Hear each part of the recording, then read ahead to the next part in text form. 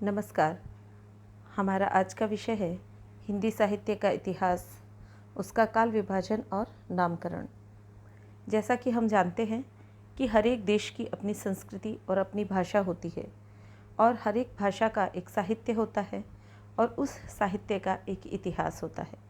इसी तरह से भारतीय साहित्य और हिंदी साहित्य का भी अपना एक इतिहास है, अपनी एक संस्कृति है और उस संस्कृति की हजारों वर्षों की चिंतन का परिणाम है हिंदी का साहित्य।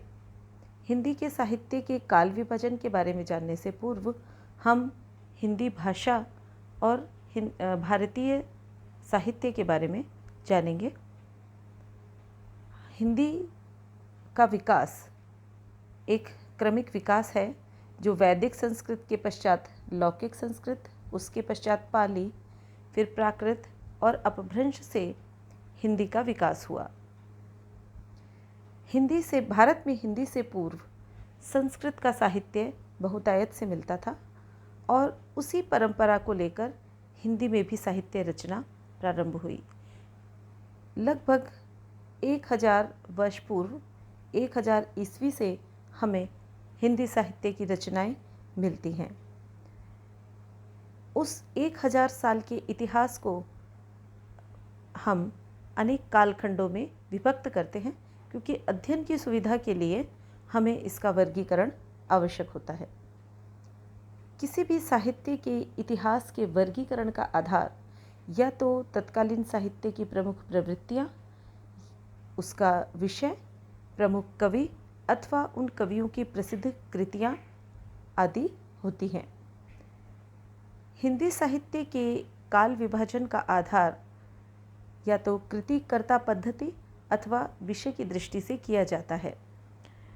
कई बार नामकरण का कोई सुदृढ़ आधार नहीं होता, तब उस कालखंड के किसी अत्यंत प्रभावशाली साहित्यकार के नाम पर भी नामकरण कर दिया जाता है।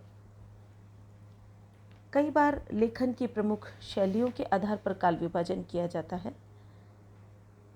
यदि हम हिंदी साहित्य की बात करें तो काल विभाजन की दिशा में जॉर्ज ग्रियर्सन ने सर्वप्रथम प्रयास किया।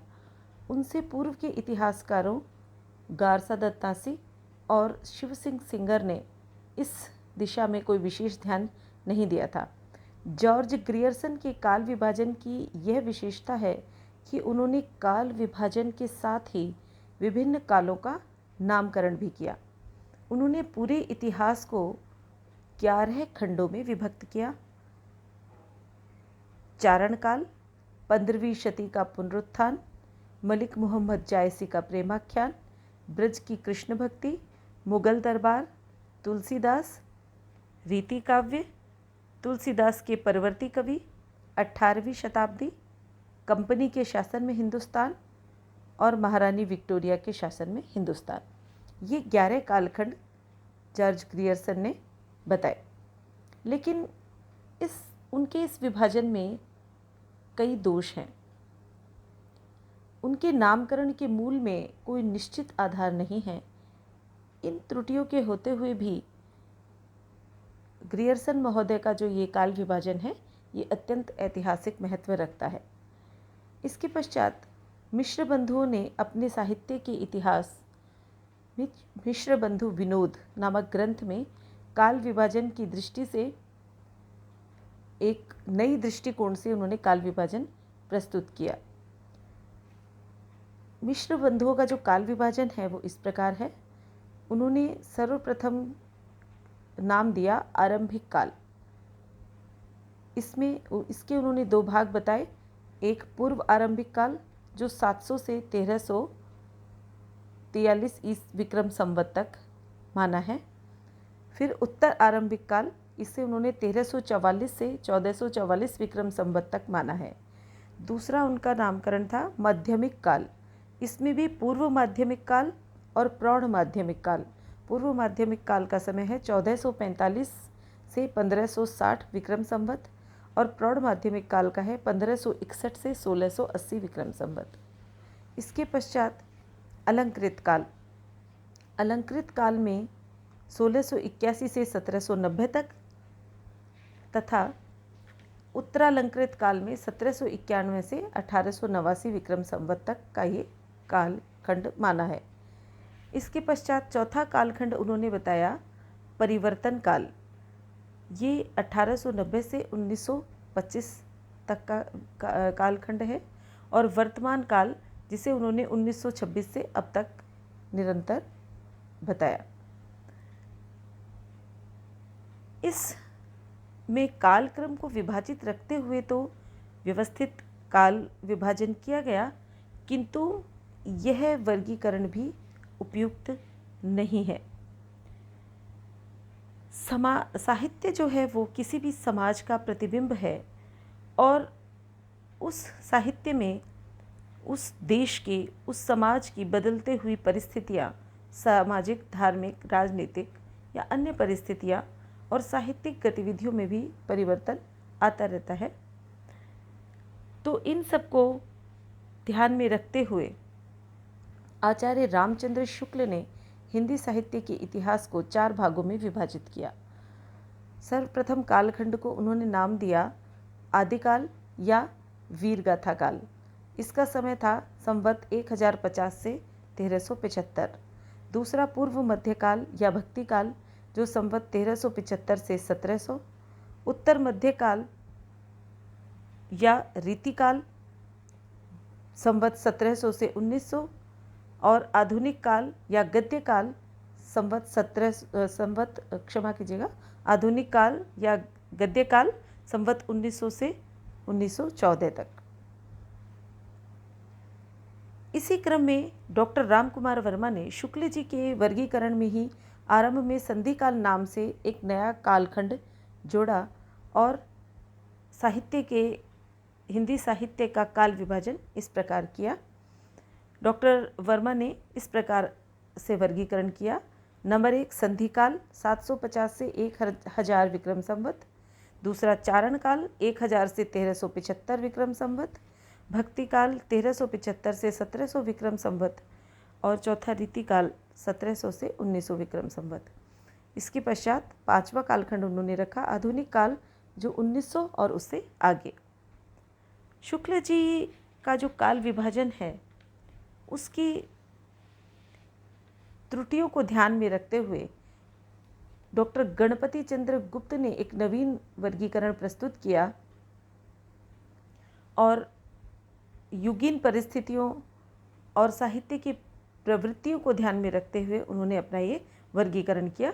तो डॉक्टर गणपति चंद्र गुप्त ने इस तरह से अपना काल विभाजन बताया। सर्वप्रथम उन्होंने नाम दिया प्रारंभिक काल या उन्मेष काल। इसे वो बताते हैं 1184 से 1350 ईस्वी तक।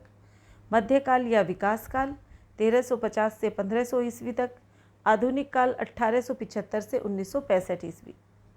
किंतु जितने भी काल विभाजन अभी हमने सुने वो मिश्र बंधुओं का, जॉर्ज ग्रियर्सन का, डॉक्टर गणपति चंद्र गुप्त का और डॉक्टर रामकुमार वर्मा का तथा आचार्य रामचंद्र शुक्ल का, इन सभी में सर्वाधिक मान्य और उचित वर्गीकरण आचार्य रामचंद्र शुक्ल का ही माना जाता है। आचार्य शुक्ल के वर्गीकरण में उन्होंने जैसा कि बताया, सर्वप्रथम उन्होंने नाम दिया था आदिकाल या वीरगाथा काल। इसमें प्रारंभ के 150 वर्षों के भीतर धर्म, नीति, श्रृंगार, वीर रस सभी प्रकार की रचनाएं दोहों के रूप में मिलती हैं। इसलिए इस काल में कोई विशेष प्रवृत्ति नहीं पाई जाती। राज्याश्रित कवि और चारण जिस प्रकार नीति और श्रृंगार के फुटकर दोहे राजसभाओं में सुना दिया करते थे, उसी प्रकार अपने आश्रयदाता राजाओं के पराक्रम और उनकी वीर गाथाओं का चित्रण वो अपने काव्य में किया करते थे। यह एक प्रबंध परंपरा थी जो रासों के नाम से पाई जाती है, जिसे लक्ष्य करके ही इसे वीर गाथा काल भी कहा जाता है। डॉक्टर रामकुमार वर्मा ने इसीलिए इस काल को 2 खंडों में बांटा था। 750 ईस्वी से 1375 ईस्वी तक का कालखंड उन्होंने 2 टुकड़ों में बांटा। 750 से 1000 ईस्वी तक तथा 1000 से 1375 ईस्वी तक। तो संधि काल और चारण काल उन्होंने इसके नाम दिए थे। आचार्य डॉक्टर राम कुमार वर्मा ने 2 भाषाओं और धर्मों के आधार पर इसे संधि काल कहा। लेकिन चारण काल में जिन कृतियों और चारण कवियों का उन्होंने वर्णन किया है वे कृतियाँ अधिकतर अप्रामाणिक हैं। और उनके कई कवि इस काल के बहुत बाद हुए हैं। श्री राहुल सांकृत्यायन ने भी आदिकाल को सिद्ध सामंत युग के नाम से पुकारा है। उनके अनुसार इस समय के समाज पर सिद्धों और राजनीति पर सामंतों का एकाधिकार था, परंतु सिद्ध शब्द जैन और नाथों के धार्मिक साहित्य, मौलिक साहित्य और वीरगाथा प्रधान साहित्य को अपने में नहीं समेट पाता, इसलिए इस युग का नाम सिद्ध सामंत युग भी समीचीन नहीं है। आचार्य हजारी प्रसाद द्विवेदी जी ने भी हिंदी साहित्य के आरंभ काल 1000 ईस्वी से मानकर इसका नाम आदिकाल ही दिया है। आचार्य द्विवेदी जी ने कहा है कि यह काल बहुत अधिक परंपरा प्रेमी, रूढ़िग्रस्त और सचेत कवियों का काल है। तो यदि पाठक इस धारणा से सावधान रहे तो यह नाम बुरा नहीं है। इस प्रकार द्विवेदी जी भी इस कालखंड का नाम आदिकाल ही रखते हैं और नामकरण की सीमाएं भी स्पष्ट कर देते हैं। हिंदी साहित्य का यह आदिकाल जो है प्रारंभिक काल है, इसके नामकरण का प्रश्न उलझा हुआ ही है। तो क्योंकि इस समय जो साहित्य उपलब्ध है उनकी प्रामाणिकता और अप्रामाणिकता पर विचार नहीं किया जा सकता और ये एक उलझा हुआ विषय है, इसलिए जब तक किसी एक निश्चय पर नहीं पहुंचा जाए तो इसे आदिकाल नाम ही दिया गया है। दूसरा जो कालखंड है उसे पूर्व मध्यकाल अथवा प्रवृत्तियों के आधार पर आचार्य शुक्ल जी ने इसे भक्ति काल कहा है। इस समय इसके बारे में सभी इतिहासकार एकमत हैं और क्योंकि इस कालखंड में भक्ति भावना से ओतप्रोत साहित्य ही प्रमुखतया रचा गया, इसलिए इस साहित्य को भक्ति काल, इस समय के कालखंड को भक्ति काल नाम दिया गया। भक्ति काल हिंदी साहित्य का स्वर्ण युग है, गौरव है। शुक्ल जी ने इसे 4 शाखाओं में विभक्त किया है, ज्ञान मार्गी शाखा और प्रेम मार्गी शाखा, राम भक्ति शाखा तथा कृष्ण भक्ति शाखा। इस युग के भक्त कवियों की रचनाओं को ज्ञान मार्गी शाखा को 2 भागों में विभक्त किया जाता है, संतों और सूफियों की कविताएं। ज्ञान मार्गी शाखा में संत कवि आते हैं तथा प्रेम मार्गी शाखा में सूफी कवि। इसी प्रकार से राम और कृष्ण और उनके उपासकों की कविता आती है। संत और सूफी निराकार के उपासक थे। राम और कृष्ण भक्त कवि साकार भगवान की आराधना करते थे। कुछ लोगों ने इसे धार्मिक काल भी कहा है, लेकिन धार्मिक काल नाम उचित नहीं है। इसके पश्चात के काल को शुक्ल जी ने कहा उत्तर मध्यकाल। उत्तर मध्यकाल में रीति ग्रंथों की प्रमुखता के कारण इस काल को रीति काल की संज्ञा दी गई। पंडित विश्वनाथ प्रसाद मिश्र ने इस नाम पर अपनी असहमति व्यक्त की है और उन्होंने इस काल को श्रृंगार काल के नाम से भी अभिहित किया है। वे इस काल के कवियों का वर्गीकरण 3 श्रेणी में करते हैं, रीतिबद्ध, रीतिमुक्त और रीति सिद्ध। मिश्र जी ने श्रृंगार काल नामकरण प्रवृत्तियों के आधार पर किया। इस युग के साहित्य में अलंकारों के आधिक्य के कारण मिश्र बंधुओं ने इस काल का नाम अलंकृत काल रखा था, किंतु इन सब में से रीतिकाल नामकरण ही अधिक युक्ति संगत है, क्योंकि इस काल में श्रृंगार के अतिरिक्त लिखने वाले कवि भूषण आदि तथा रीतिबद्ध और रीति सिद्ध आचार्यों ने भी काव्य प्रस्तुत किया है। चौथा जो कालखंड है, शुक्ल जी ने इसे आधुनिक काल का नाम दिया और गद्य की प्रधानता के कारण इसका नाम गद्य काल किया। आचार्य शुक्ल ने ही कहा है कि आधुनिक काल में गद्य का आविर्भाव सबसे प्रधान घटना है। आधुनिक काल के साहित्य में विभिन्न प्रवृत्तियाँ मिलती हैं। उनको ध्यान में रखते हुए इस काल को 5 भागों में बांटा जा सकता है। भारतेंदु युग, द्विवेदी युग, छायावादी युग, प्रगतिवादी युग और प्रयोगवादी युग। इस काल में कविता भी यथेष्ट मात्रा में हुई, परंतु गद्य साहित्य के विभिन्न अंगों का जैसा विकास हुआ वैसा कविता का नहीं हो पाया। इसलिए इसे अनेक विद्वान गद्य काल नाम से भी पुकारते हैं।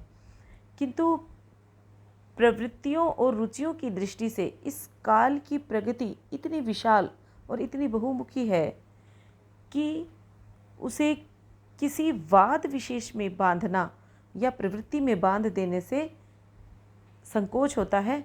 और वैसे भी काव्य और गद्य जो है वो साहित्य सर्जना के काव्य और गद्य की जो साहित्य सर्जना है उसकी प्रवृत्ति साथ साथ ही विकसित हुई है, और इसे इसीलिए आधुनिक काल कहना अधिक उचित और तर्कसंगत है।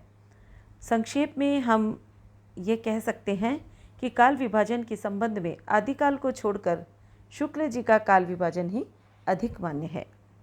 धन्यवाद।